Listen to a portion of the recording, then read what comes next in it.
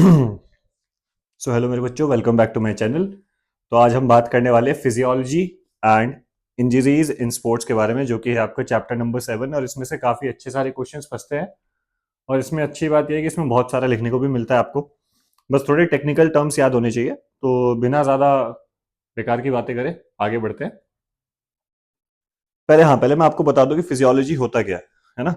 तो ये जो लॉजी वर्ड आता है, इसके बारे में हम पहले भी बहुत बारी बात कर चुके हैं। इसका मतलब होता है स्टडी। ठीक है। और फिजियो बेसिक मान लो आप, आपकी बॉडी है ना, आपकी बॉडी कैसे फंक्शन कर रही है, कैसे काम कर रही है, उन सब की स्टडी फिजियोलॉजी कहलाता है।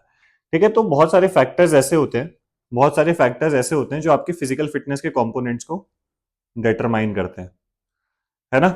फिजिकल फिटनेस क्या होता है? फिजिकल फिटनेस ये होता है कि आप अपनी डेली रूटीन का काम कितने इजीली कर पा रहे हैं, उसके बाद भी आप एनर्जी सस्टेन कर पा रहे हैं, क्योंकि अगर कोई इमरजेंसी आती है तो आप कोई काम कर पाए, वो फिजिकल फिटनेस कहलाता है।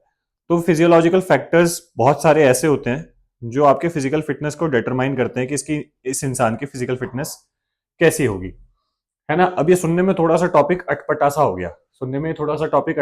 गया, कि फिजियोलॉजिकल फैक्टर्स क्या होता है और ये कंपोनेंट्स ऑफ फिजिकल फिटनेस यहाँ पे कैसे आ गया।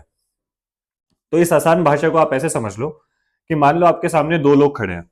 इस जगह पे दो लोग खड़े हैं। एक ही आदमी खड़ा है, ठीक है, और एक ही आदमी खड़ा है। अगर आपसे कोई पूछेगा कि इनमें से ज्यादा वेट किसका होगा, तो आप इजीली बता दोगे कि इस इंसान का वेट ज्यादा है। क्यों? क्योंकि उसकी बॉडी का मास ज्यादा है। तो ये एक फिजियोलॉजिकल फैक्टर है जो कि आप जिसको देख के आपने बता दिया कि हाँ भाई, ये इंसान का वेट ज्यादा होगा। ठीक है। तो ऐसे ही हमारे शरीर से रिलेटेड ऐसे, ये बहुत एक मतलब रैंडम सा और बहुत रफ सा एग्जाम्पल था, लेकिन ऐसे हमारी बॉडी के बहुत सारे ऐसे फैक्टर्स होते हैं, बहुत सारे नहीं, कुछ गिने चुने फैक्टर्स हमारे ऐसे होते हैं जो हमारी फिजिकल फिटनेस को डिटरमाइन कर सकते हैं। आपकी फिजिकल फिटनेस में आती है जैसे कि आपकी स्पीड, आपकी स्ट्रेंथ, फ्लेक्सिबिलिटी और एंड्योरेंस। ठीक है। इन चार चीजों के बारे में हम इस चैप्टर में बात करने वाले हैं।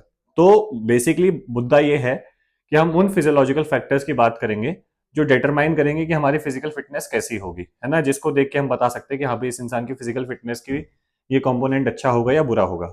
ठीक है। तो सबसे पहला आता है skeletal muscle factor. Skeletal muscle factor कि आपके अंदर मसल फाइबर कौन सी है, मसल फाइबर कौन सी है। तो यहीं से आपका क्वेश्चन अटकता है कि what is the difference between slow and fast Twitch muscle fibre. इस स्लो को हम रेड इन कलर भी कहते हैं, ये रेड कलर में होती है, ये व्हाइट कलर में होती है। ठीक है। इसको टाइप 1 भी कहा जाता है और इसको टाइप 2 भी कहा जाता है। तो हर इंसान के अंदर नेचुरली मसल फाइबर्स होती है और मिक्सचर होता है। ऐसा नहीं कि आप में पूरी रेड होंगी या मेरे अंदर पूरी रेड होंगी या पूरी व्हाइट होंगी, मिक्सचर होता है। लेकिन ऐसा हो सकता है कि रेशियो में ऊपर नीचे होगी, किसी के अंदर स्लो ज्यादा हो, किसी के अंदर फास्ट ज्यादा हो। ठीक है। अब जो फास्ट मसल ट्विच फाइबर होती है, उसका क्या है कि वो क्या करती है, जैसे आप कोई एक्टिविटी कर रहे हैं तो फास्ट मसल ट्विच फाइबर आपके मसल को अलाउ करती है कि वो उसमें जो आपका कॉन्ट्रैक्शन है और रिलैक्सेशन है, कॉन्ट्रैक्शन और एक्सपेंडेशन जो है वो फास्ट हो। तो जब वो फास्ट होगा तो मतलब वो तेज काम करेगी। भाई, कोई भी चीज अगर फास्ट मूव करे मतलब वो तेज काम कर रही है, लेकिन वो जल्दी थक भी जाएगी। तो जहां पे भी हमें कोई काम फास्ट करना हो, वहां पे हमारी फास्ट ट्विच मसल फाइबर काम आती है, इसलिए इसका नाम फास्ट ट्विच भी है। वहीं स्लो क्या करती है, थोड़ा स्लो कॉन्ट्रैक्ट होती है और थोड़ा स्लो रिलैक्स होती है। तो ये थोड़ा स्लो काम करती है, लेकिन ये स्लो काम करती है तो देर तक काम भी कर पाती है। वही अपनी खरगोश वाली और कछुए वाली बात है। तो ये लॉन्ग ड्यूरेशन में काम आती है। तो मैं ऐसा कह सकता हूँ कि भाई, जिसके अंदर फास्ट ट्विच मसल फाइबर ज्यादा होगी उसकी स्पीड अच्छी होगी, और जिसके अंदर स्लो ट्विच मसल फाइबर ज्यादा होगी उसकी एंड्योरेंस अच्छी होगी। तो ये एक फिजिकल फिटनेस को कंपोनेंट हम बता सकते हैं देख के कि हाँ भाई, हमें पता लगा कि इस इंसान के अंदर ये फास्ट ट्विच या स्लो ट्विच मसल फाइबर ज्यादा या कम है, तो हम बता सकते हैं कि इसका फिजिकल फिटनेस कंपोनेंट या उस पर इफेक्ट क्या कैसा रहेगा। ठीक है। तो ये तो हो गया आपका slow Twitch and fast Twitch muscle fibre का काम। ठीक है। इसके बाद आ जाते हैं आपका energy production factor. Energy production factor, आपके अंदर तीन तरीके के एनर्जी सिस्टम होते हैं। एक होता है एटीपी सीपी, एक होता है अनारोबिक सिस्टम और एक होता है एरोबिक सिस्टम। मान लो मैंने आपको बोला कि आपको जल्दी से जाना है और ये एक रूम में आप बैठे हो, जल्दी से जाना है और सामने दीवार है जो कि 5 मीटर दूर है, इसको भाग के छू के आना है। आपको कितनी देर लगेगी? Hardly 5 to 6 second. 5 to 6 second भी मैंने बहुत ज्यादा बोल दिया, मुश्किल से 2 या 3 सेकंड। ठीक है, तो ये बहुत क्विक काम है, बहुत ही ज्यादा क्विक काम है। तो इस काम को करने के लिए भी लेकिन आपको एनर्जी तो चाहिए, ऐसा तो है नहीं कि बिना एनर्जी के आप काम कर लोगे। तो ये क्या करेगा, इस टाइम पे आपकी जो एक एनर्जी सिस्टम अप्लाई होगी वो होगी आपकी एटीपीसीपी। इस टाइम पे आपको एटीपीसीपी से एनर्जी मिलेगी। तो जो भी काम 10 सेकंड से कम के होंगे, जो भी काम 10 सेकंड से कम के होंगे उसके लिए आपको एटीपीसीपी से एनर्जी मिलेगी। ऐसे ही अनएरोबिक सिस्टम जिसमें ऑक्सीजन का उपयोग कम होता है लेकिन कम होता है, वो आपको एनर्जी देगा 2 मिनट से कम के कार्य के लिए, मतलब 10 सेकंड से ज्यादा और 2 मिनट से कम। और 2 मिनट से ऊपर के जितने भी कार्य होंगे उसके लिए आपको एरोबिक सिस्टम से आपको एनर्जी मिलेगी, जैसे कि फुटबॉल हो गया, हॉकी हो गया, मैराथन हो गया।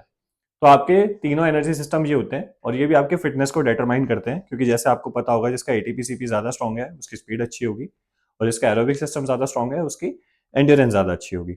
एटीपीसीपी की फुल फॉर्म आप एक बारी देख लेना, पेपर में जरूर आ जाती है।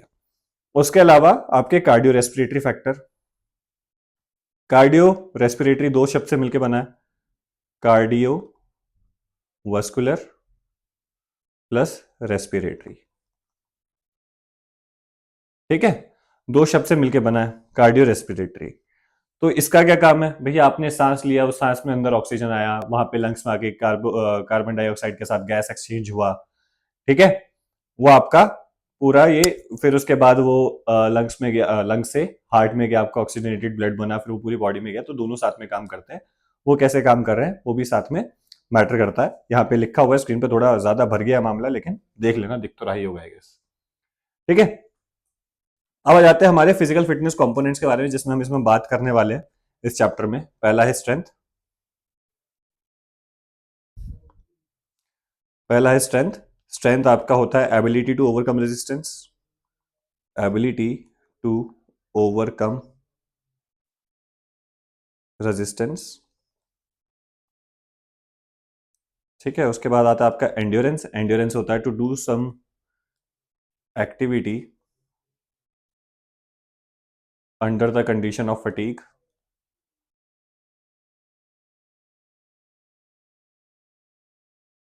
है ना। उसके बाद आता है आपका flexibility, which is your highest range of motion. और लास्ट में आता है आपका स्पीड, जो कि होता है to do maximum work in minimum time. Handwriting समझ में बैठोगे तो नहीं आएगी, तो जब बोल रहा हूं तभी समझ लो। स्ट्रेंथ होता है ability to ability to overcome resistance. ये तो हो गई आपकी साइंटिफिक बात। तो ओवरकम रेजिस्टेंस, जैसे कोई जोर आ रहा है, अगर आपने मतलब कोई सामने से कोई आपके ऊपर धक्का मार रहा है, आपने धक्का मार के उसको वापस गिर दिया, तो क्या बोला जाएगा कि आपकी स्ट्रेंथ ज्यादा है। कैसे पता लगा, जो रेजिस्टेंस आ रहा था आपने उसको ओवरकम कर लिया, तो ये स्ट्रेंथ हो गई। एंड्योरेंस हो गया आपका कि आप थक गए हैं, है ना, आपको थकावट हो रही है, तब भी आप कोई कार्य कर पा रहे हैं देर तक, वो आपका एंड्योरेंस होता है। स्पीड होता है कि कम से कम समय में आप कोई कार्य जितनी जल्दी कर ले, वो आपका स्पीड होता है। फ्लेक्सिबिलिटी होता है कि आपकी हाईएस्ट रेंज ऑफ मोशन, आपकी मोशन, आपकी रेंज ऑफ मोशन आपके जॉइंट से आती है। किसी का हाथ इतना सा ही उठता है, किसी का हाथ पूरा ऐसे उठ जाए, तो आप क्या कहोगे कि हाँ भाई इसकी शोल्डर की रेंज बहुत अच्छी है, तो हाईएस्ट रेंज ऑफ मोशन ये हो गया। अब इन फैक्टर्स पे आपका जो फिजियोलॉजिकल फैक्टर्स है, इन फैक्टर्स के साथ कैसे खेलते हैं, इस वीडियो में मैं अगली वीडियो में बात करूंगा, चारों को एक साथ समझाऊंगा। है ना, अभी के लिए इतना बहुत है कि फिजियोलॉजिकल फैक्टर्स कौन कौन से हैं। आगे की बात आगे करते हैं, रुक दे।